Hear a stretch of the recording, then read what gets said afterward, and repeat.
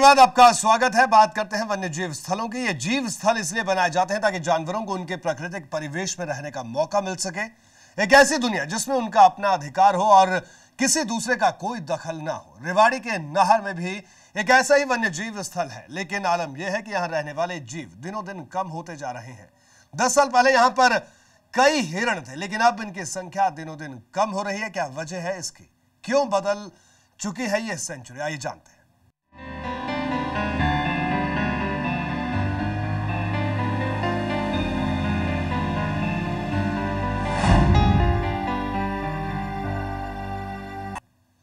बहरहाल Kosli Kanina state highway पर गांव नाहर के नजदीक बना वन्य प्राणी विहार में वन्य जीव सुरक्षा नियमों के सरेआम धज्जियां उड़ाई जा रही हैं। 10 साल पहले ये विहार हिरणों से गुलजार हुआ करता था, लेकिन आज ये एकदम सुनसान पड़ा है।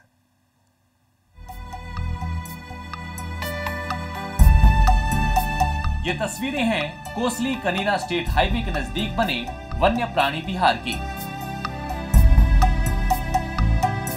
कहने को तो ये वन्य प्राणी विहार है, लेकिन यहाँ की हालत देखकर कोई नहीं कह सकता कि यहाँ जंगली जानवर रहते हैं।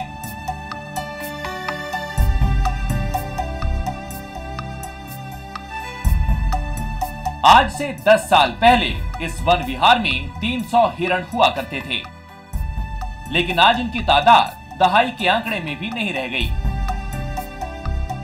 ये हम नहीं बल्कि विहार की मॉनिटरिंग कमेटी के सदस्य कह रहे हैं। पहले ये हिरणों की संख्या थी 300 जी 95 के आसपास जी। अब हिरण है 5 या 6 हिरण बचे, यानी मात्र 10 सालों में हिरणों का एक प्रकार से कह लीजिए अस्तित्व खत्म होता जा रहा है। जी, उसके कारण 2-3 हैं जी।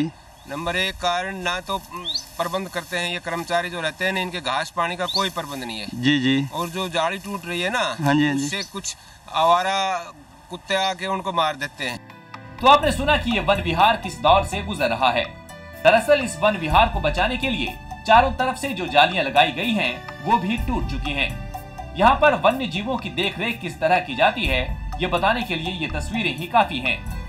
ये तस्वीरें खुद बयां कर रही हैं कि वन विभाग के अधिकारी किस तरह से इस वन विहार की देखरेख कर रहे हैं।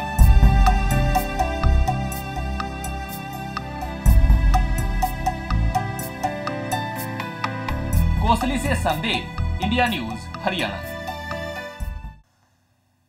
और आइए अब आपको दिखाते हैं कि इस वन्य प्राणी विहार के देखरेख करने के लिए तैनात अधिकारियों की कारगुजारी।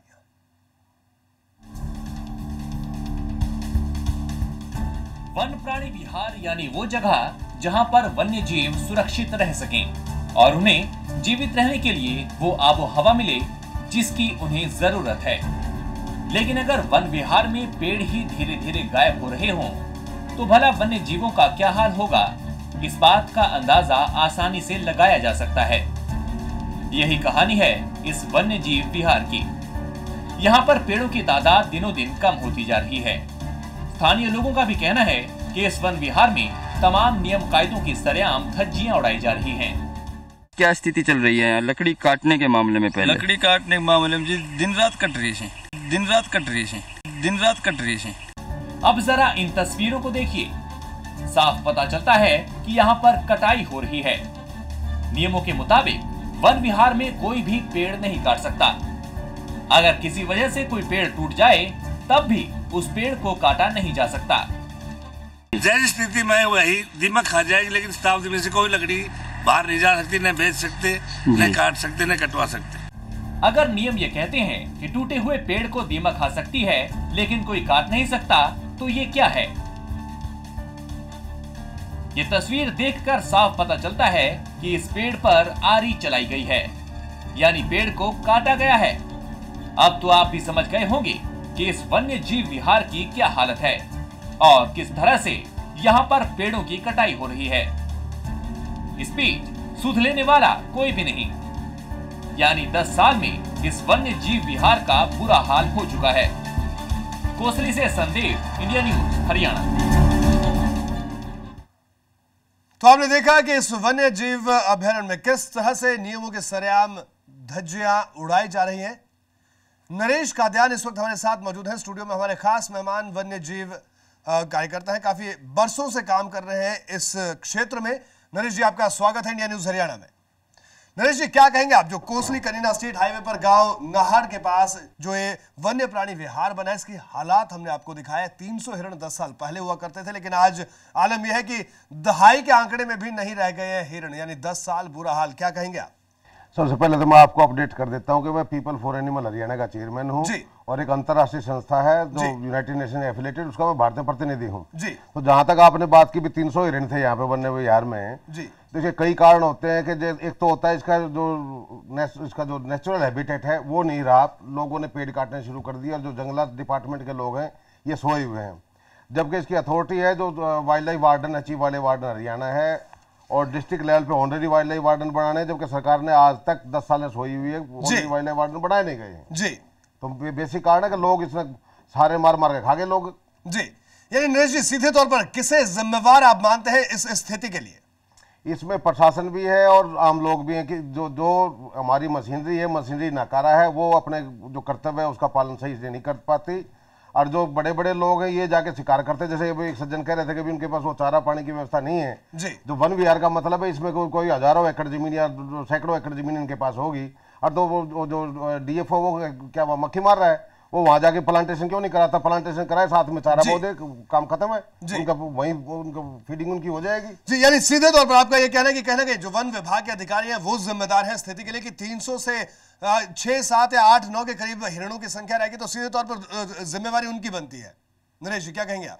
बिल्कुल जिम्मेवारी उनकी बनती है। इसमें सरकार को चाहिए कि डिस्ट्रिक्ट स्टेट लेवल पे एक वाइल्ड लाइफ एडवाइजरी बोर्ड बनना है, जो आज तक नहीं बना। पिछले 5 साल तो सरकार ने हो गया, अगली टर्म आ गई, आज तक ना तो डिस्ट्रिक्ट पे कोई ऑनरी वाइल्ड लाइफ वार्डन बनाया और ना जो स्टेट लेवल पे एडवाइजरी बोर्ड बनना, उसका गठन नहीं हुआ है। जब सरकारी मशीनरी जिले में कौन होता है वाइल्ड लाइफ की प्रोटेक्शन करने के लिए? एक गार्ड पकड़ा दिया और एक इंस्पेक्टर भेज दिया। जो पोचर हैं, पोचर साधन संपन्न लोग हैं, बड़े लोग हैं और जिनका प्रभाव है, और जो हमारा वाइल्ड लाइफ की जो रक्षा करेगा एक गार्ड है, वो पैदल घूमता है और ना उसके पास कोई हथियार, ना उसके पास कोई साधन, ना कोई मोटरसाइकिल, वो क्या करेगा उसमें? अब जैसे ये अभी सैफ अली खान को, बड़े बड़े लोगों को ये लोग पर उसको पद्मश्री से नवाज दिया गया, जबकि शिकार का मुकदमा उसके खिलाफ पेंडिंग है राजस्थान में, और तो फिर इसको सैफ अली खान ने कौन सा बड़ा तीर मार दिया, उसे हिरण मार के खा गया, इसका मतलब उसको वो पद्मश्री का अवार्ड दे दो। सोहा अली खान के खिलाफ जो उसने बंदूक का लाइसेंस उसका रद्द हुआ था गुड़गांव में, कमिश्नर के पास उसकी अपील पेंडिंग है, तो क्यों सोए बैठा कमीशन, उस पर कार्रवाई क्यों नहीं करता?